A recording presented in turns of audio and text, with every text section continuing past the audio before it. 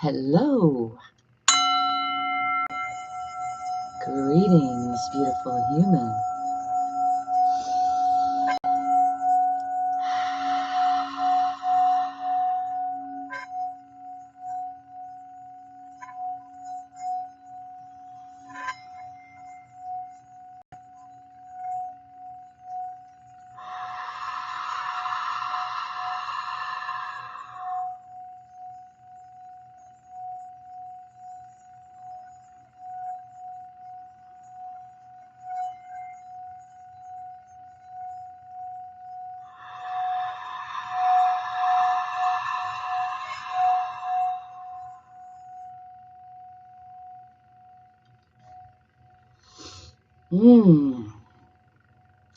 It is a beautiful day, and I am feeling good today. Happy to say.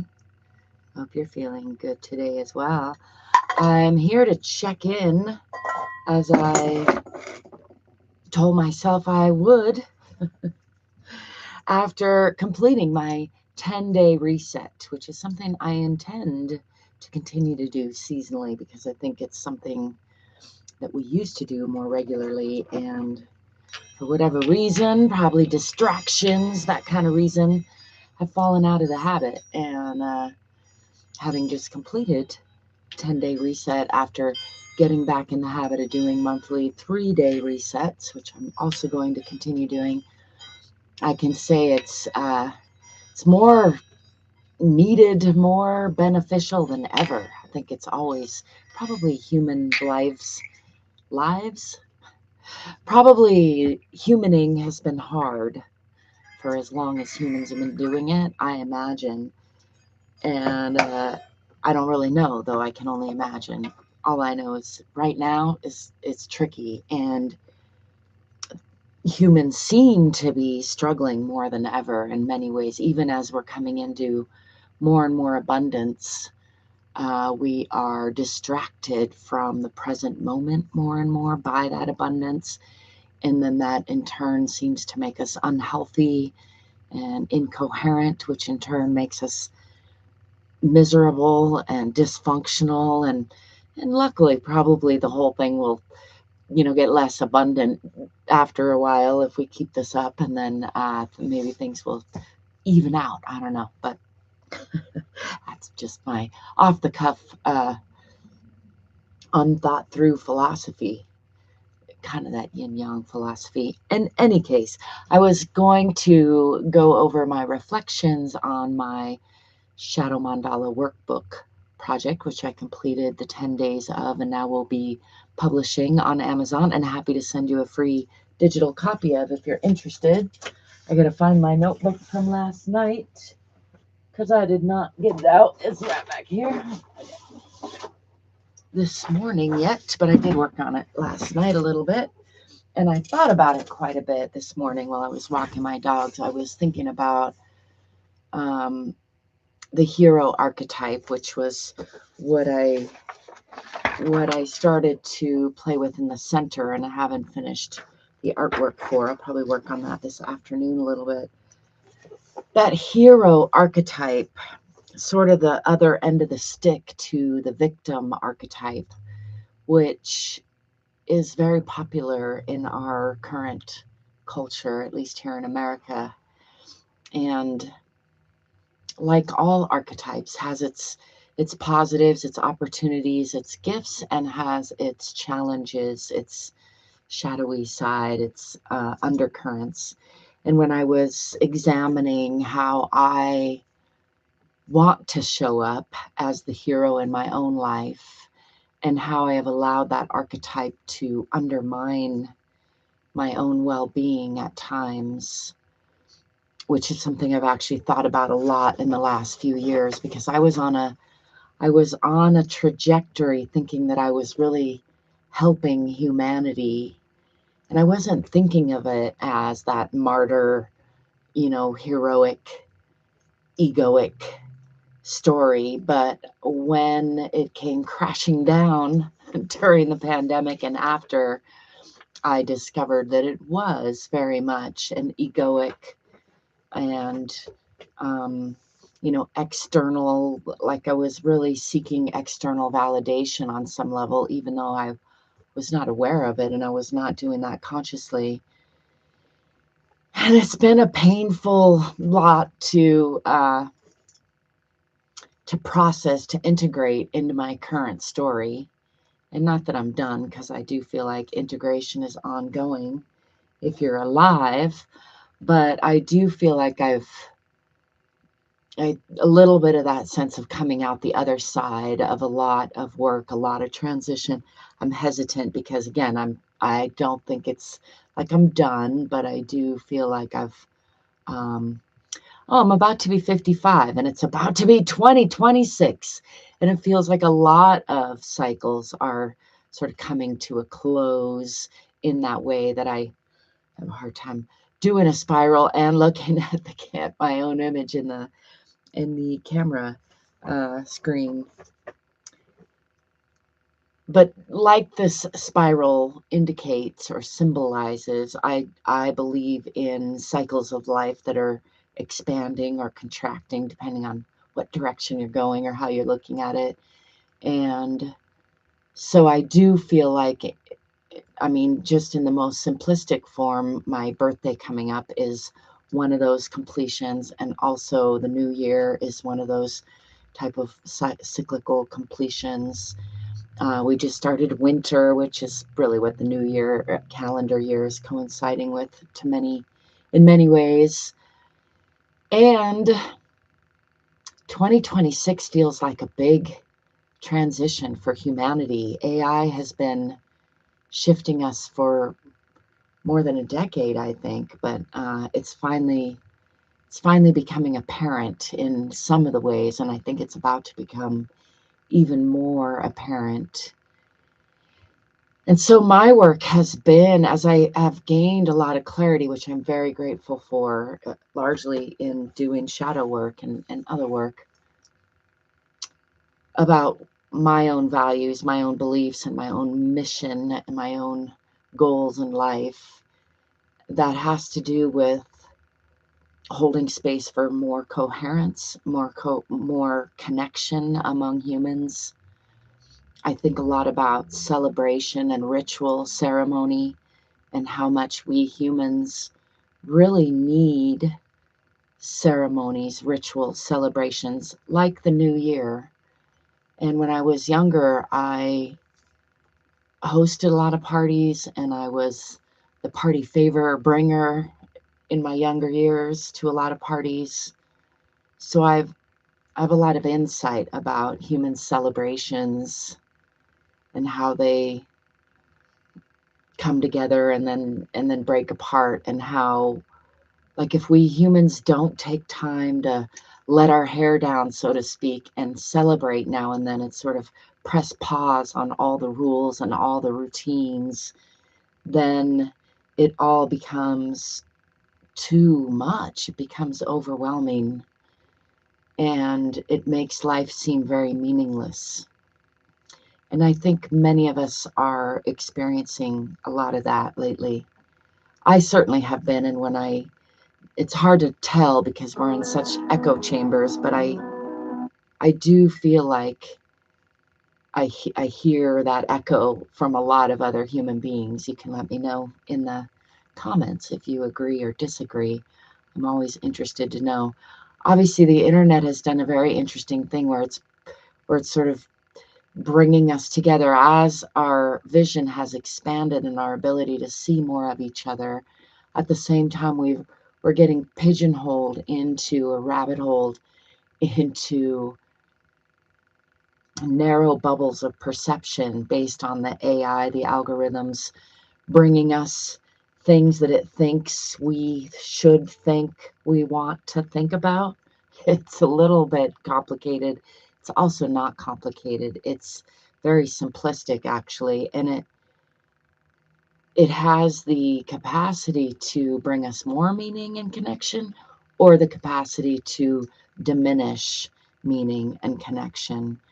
And I see some of both going on, but maybe I see more of that diminishment in many ways. And so I feel an inclination to I was about to say push back. You saw my body movement, but I also know from falling on my face a lot that pushing back, that resistance really is futile. It's really, to me, is about expansion and learning how to hold myself more coherently with a greater capacity for change, for transition, for recognizing when I'm getting dysregulated and bringing myself back, and being okay with being a human being. I think we're in a very interesting time where there's a lot of shaming and shunning of our human qualities, while at the same time a lot of shunning and shaming of the technologies that are arriving in response to that shaming and shunning.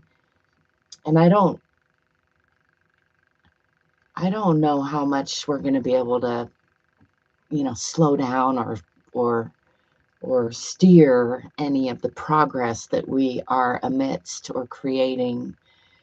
What I do know is that when I practice creating more coherence and calm and capacity to hold power in my own body, then things go better. They feel better and they go better. And I feel like I feel more hopeful about the whole human race and about the future, because I then can see that I have the capacity to hold more conscious coherence. And if I am able to learn that and cultivate that, then it gives me great hope that other human beings are working on that. And indeed, I see evidence of that. And if you're here listening to that, then you might be one of my fellow human beings who are working on that alongside me. And at the same time that I've had a lot of, dismaying and upsetting perspective since the pandemic showed me different sides, and I think social media, the whole thing really converged in my own life in a way that's been quite unpleasant in many ways. But at the same time, it has been really, really beautiful to see. It's a lot like the metaphor of the caterpillar turning into a butterfly, right? There's a lot of ugliness in the overconsumption of a caterpillar, to use the metaphor, and there's a lot of uncertainty and just gooiness in that cocoon state. And maybe that's where we kind of are, again, metaphorically, energetically. I don't know. I'm just one human being sharing my human perspective and trying to create safe spaces for others to share perspective. I have done a lot of studying at this point in my life, and I am looking forward to teaching more this year. I did a fair amount of teaching in the last couple of years in sort of a chaotic, miscellaneous way through the school system and through some one-on-one coaching and through some courses. But I am creating some online communities and I'm really looking forward to teaching more consistently on some of those platforms. We're going to see how it goes. I don't know. It's all a work in progress, but I'm excited about the potential of myself learning more by teaching what I've learned so far, because we all know the not maybe the final step, but certainly a master level step of learning is to be able to teach it to others. So I've been studying emotional EQ, as it's called, emotional intelligence, emotional fitness, self-mastery, the power of our thoughts and our emotions. I really came in on the side of learning how to express and work with and honor our emotions more instead of just suppressing them, due to the fact that I found in my own body suppressing emotions has led to a lot of disease, dis-ease, suffering. And I see it all around me with other human beings where, even if you're able to suppress your emotions and gain a lot of success, which is, I would say, a relatively popular mode in our current capitalist society, it takes a toll, not only on your own body, but especially on those around you. If you're, I see a lot of, in particular, successful men who talk about suppressing emotions like it's a really good thing. And while I understand the point of not being out of control, which is what a lot of people are equating being emotional with being out of control. And again, it's understandable why there's a correlation, because many of us don't know how to feel our feelings at all, and we quickly become dysregulated and get out of control when we try, or when we suppress them so long we can no longer suppress them and they spill over. And then it appears that emotions are this out of control thing. But actually, emotions are data. Our body are constantly telling us things. And if we learn to listen to our emotions and express them in healthy ways, which is something I'm still learning about, but again, I'm looking forward to teaching what I've learned so far, then you can quickly discover that emotions are not this huge negative enemy kind of thing that they've been made out to be. It's dysregulation, lack of control that has been confused with emotions. That is, if you want to pick an enemy. I use a lot of air quotes around enemy, but I do appreciate how choosing your enemy wisely is very important, just like choosing your friends wisely. Pat Bet Davis has a great book about choosing your enemies wisely, which I actually haven't read. I've just heard him talk about. I think I have the audiobook, but in any case, that idea I've thought quite a bit about, because I have internal resistance to becoming resistant, which is its own irony, right? And so I was about to say I hate to choose an enemy because I don't want to be hateful. such a fun thing, language. And all of that, like frequently reminds me, really the conclusion I frequently come back to is coming back toward the middle, trying to find balance, trying to live this dynamic, conscious, present life in the fluid truth of the here and now, and remain adaptable, flexible, while still playing on the edges. So I use the metaphor of a seesaw a lot. So like it's very fun to play on the edges, but you have to be focused on that center and appreciating the opposing force, to go back to that enemy idea, right? So like a good enemy is just some opposing force on the seesaw of the playground of life. If you want to quote me on that, I think that's a good one. I do think when I frame life as a playground or a song, a symphony, the universe as a song that we are all singing together, it gets much, much easier to practice re-regulation. I like to use the metaphor of an instrument and think of my body like my guitar. And if I am playing hard, and or if the weather outside is particularly extreme, if it's really hot or cold or moist or dry, all of those things affect my guitar, and they also affect my body and yours and other instruments. And that doesn't mean like we should avoid the weather or we shouldn't play hard. It just means that we have to remember to tune things up regularly. In the guitar's case, maybe change the strings. In our case, maybe do some resets regularly. And by tuning up, to me, that is things like I do hot and cold hydrotherapy with water. I do vocal training or exercises or therapy, however you want to label it, with my voice, because I really believe in the power of our own voice as a healing instrument. I've done a lot of learning about healing with my hands and listening. I was a body worker and a massage therapist for over 12 years.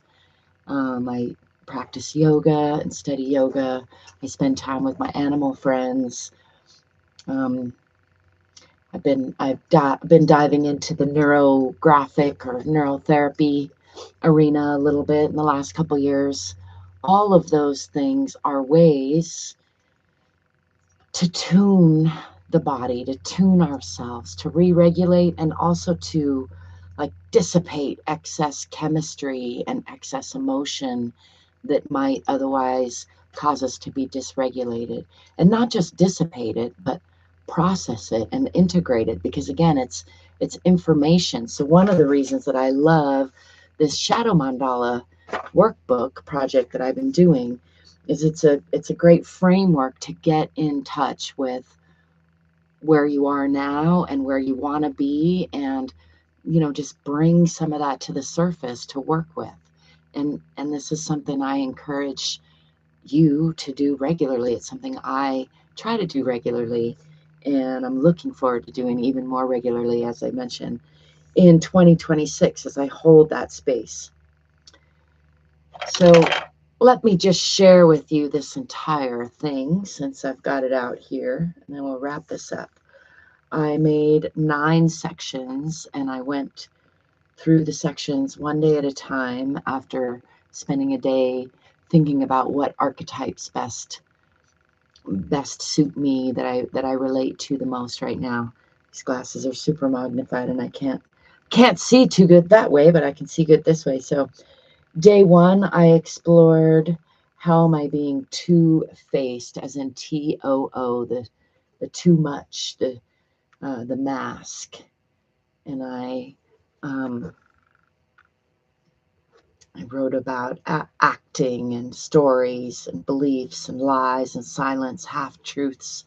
Just some of the things I wrote in here. Tall, too tired, too small, too fat, too wild, too smart, too flat, too loud, too rude, too crude, too raw, too real, too odd, too sensitive, too messy, too old, too young, too dumb, too poor, too lazy.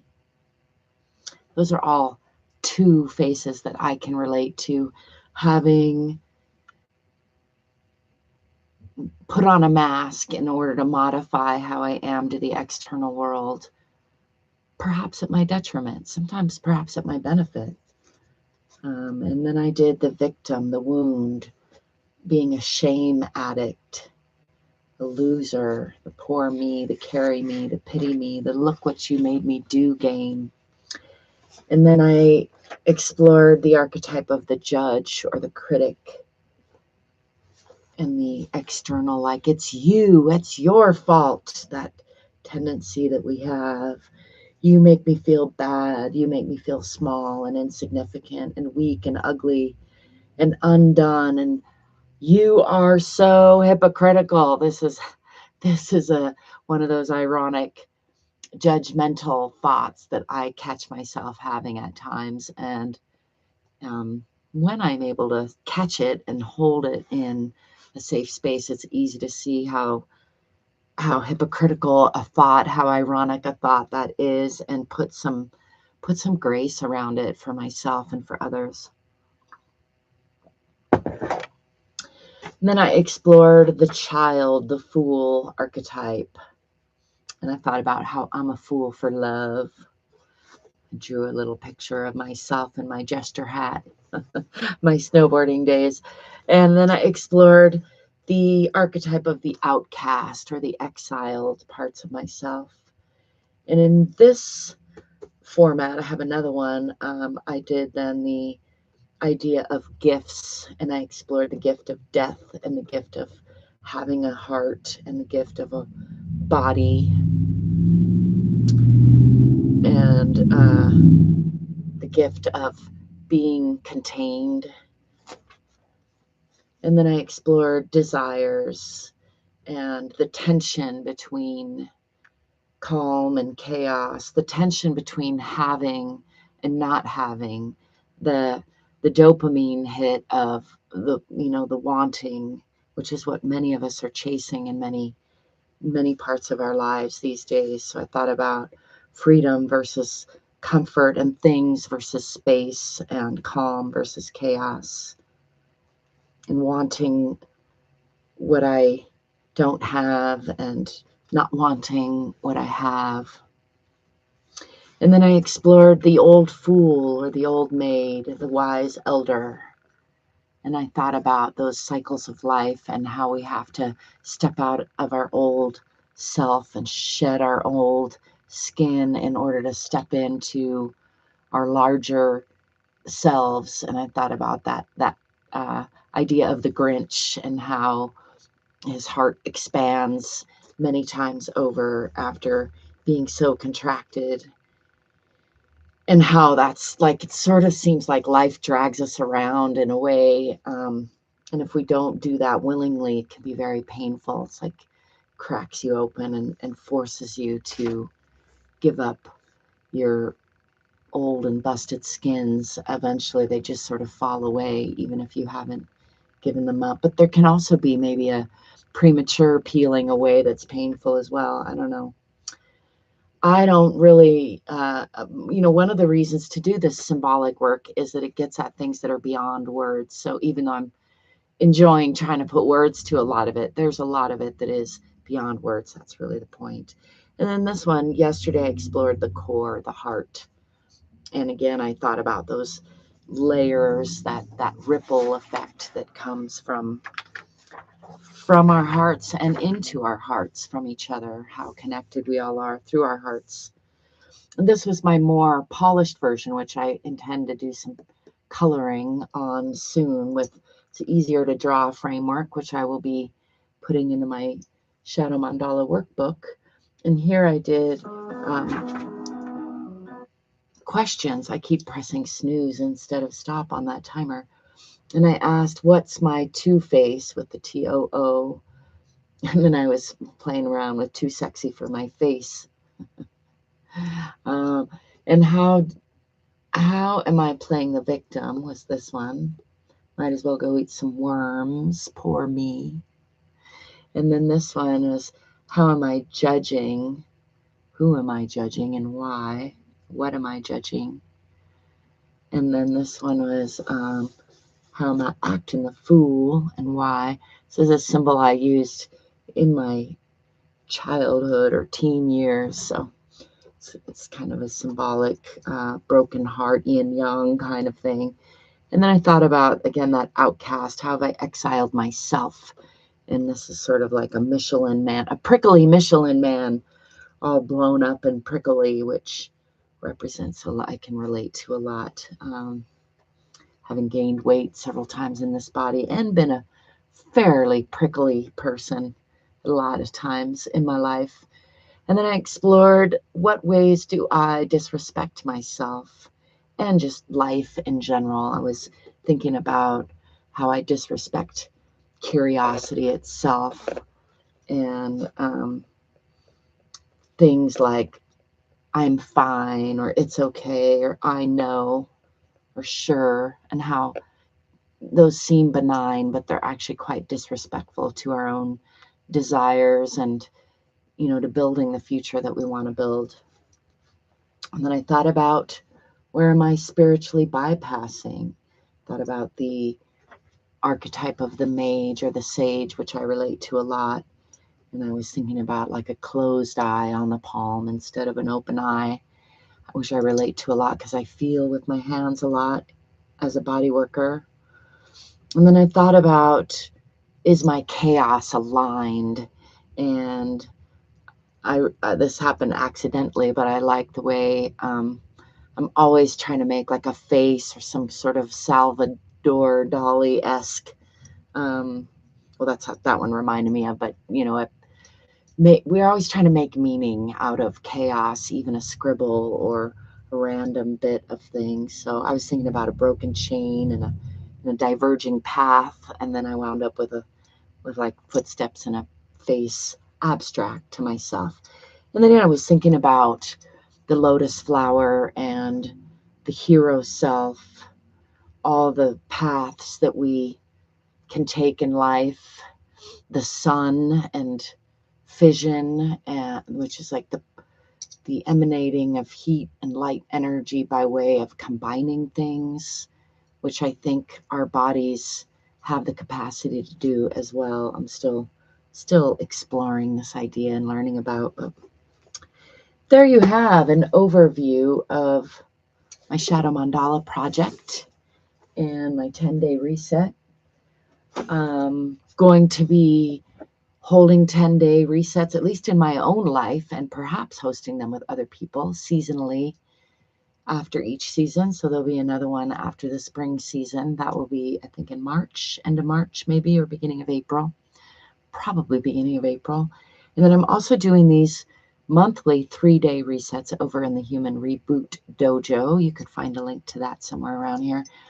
And that group is open to anyone, free to anyone to join. I do have a paid couple of up-leveled versions if you want to do more intensive work with me in a group or one-on-one. I have those options available. So check that out if that sounds like something you might want to do in 2026. I'm really looking forward to more in-person events. So I'm going to be doing some of that, maybe even having a fire tonight, and also exploring how to build these online communities in healthier, fun ways. So come play with me if you want to.